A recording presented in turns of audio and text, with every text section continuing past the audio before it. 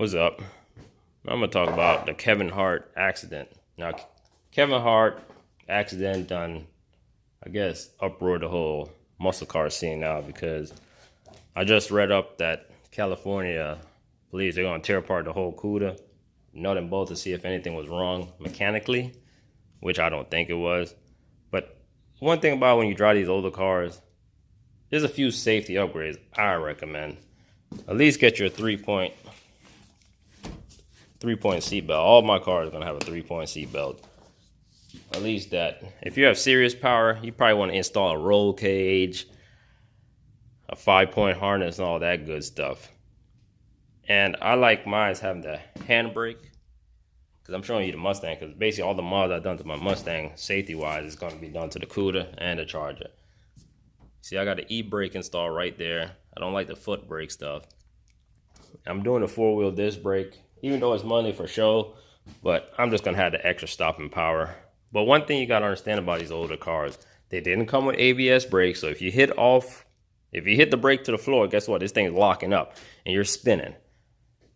Now, I don't care if you're in a new car, old car, certified pre-owned car. These are machines. That's what people forget. These are machines, and you got to respect these machines because these machines can take your life away at any given moment. Paul Walker, the Jessie girl that just died, the world's fastest woman just died in the desert. Paul Walker, and that professional race driver. He's a professional race driver, and he's still cracked. And that was a newer car. That was one of them Porsches, but they said that car was hard to handle. They had all the safety features. But the thing I'm saying, you got to respect your car. You got to know your car. A lot of people nowadays don't really understand the car. They don't test their car. One thing I'd always do is test out my car, especially the old one. I want to know the limit. I want to know what happens if I do this. But, of course, I'm not going to do it on the freaking road. I'm going to do it like in a parking lot or somewhere it's not very crowded so I can understand, okay, this will happen if I do this, that, etc. Now, there are some times I do mess up, like I just had almost crashed my Mustang because the dude stopped on the yellow light at the line. Like, soon as they turn, he just hit the brakes. And I hit the brakes, like I said in that video. If you ain't got ABS, everything going to lock up and you're spinning.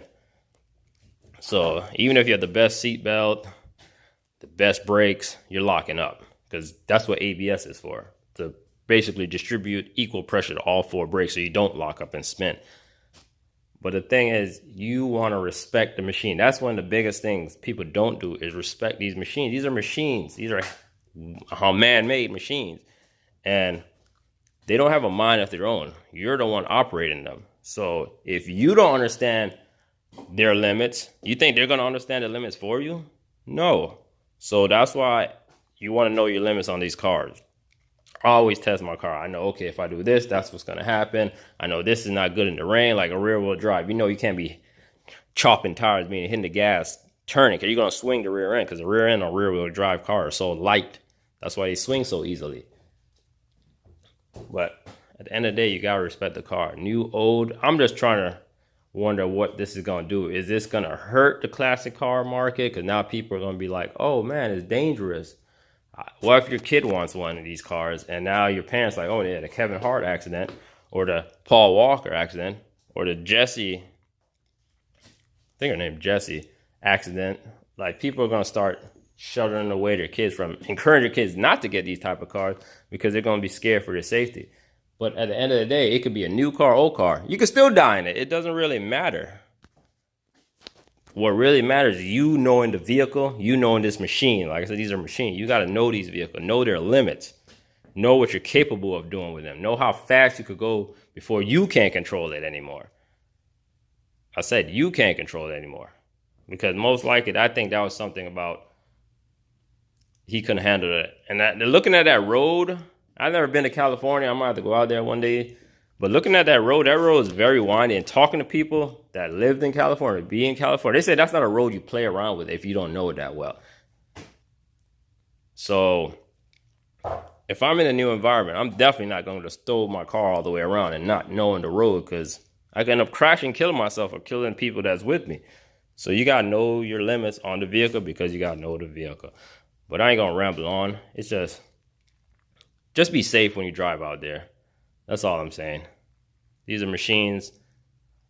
they have no one that can operate them unless you're in the behind the driver's seat. You're the only one that can operate. But I ain't gonna run on too long. But I just want to know, what's this gonna do to the classic car market? Is it gonna discourage people from having their kids own them? Is it gonna discourage people from having them?